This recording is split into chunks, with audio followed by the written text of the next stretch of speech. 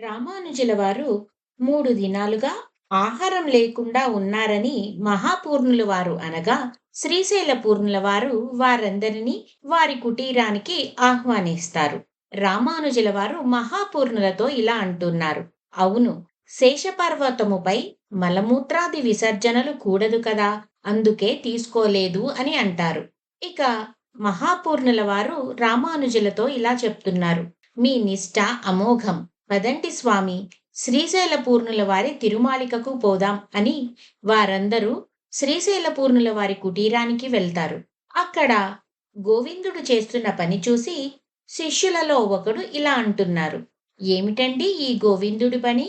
గురువుగారి పక్క మీద ఎలా పొర్లుతున్నాడో అని అనగా ఇంకొక శిష్యుడు ఇలా అంటున్నాడు. అవును, బొత్తిగా నియమం లేదు, నిష్ట లేదు అని వారు గోవిందుడి దగ్గరికెళ్ళి ఇలా అడుగుతున్నాడు.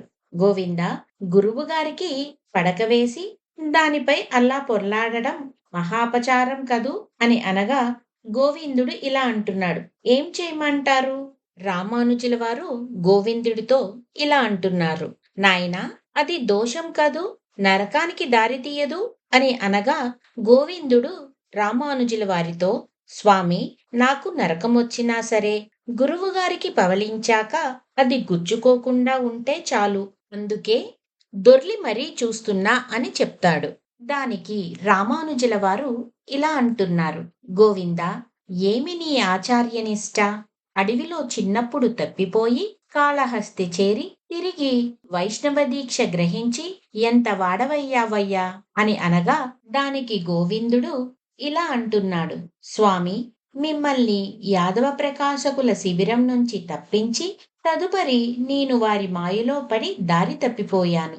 ఈ తిరుమల నంబి వారి ఆశీసులతో తిరిగి స్వరూపం తెలిసి ఇలా ఉజ్జయించాను. రామానుజుల వారు శ్రీశైల పూర్ణులతో ఇలా అంటున్నారు. స్వామి, మీరు దిద్దుబాటు చేసిన గోవిందుడికి చాలా గొప్ప ఆచార్యనిష్ట ఉంది. అతన్ని మాతో పంపిస్తారా?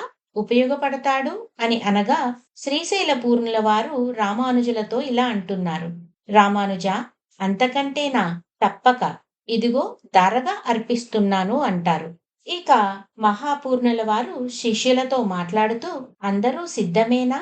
శ్రీరంగ యాత్రకు బయలుదేరుదామా అని అడగగా, ఓ, అంతా సిద్ధమే మహాపూర్ణ స్వామి, బయలుదేరుదాం అంటారు.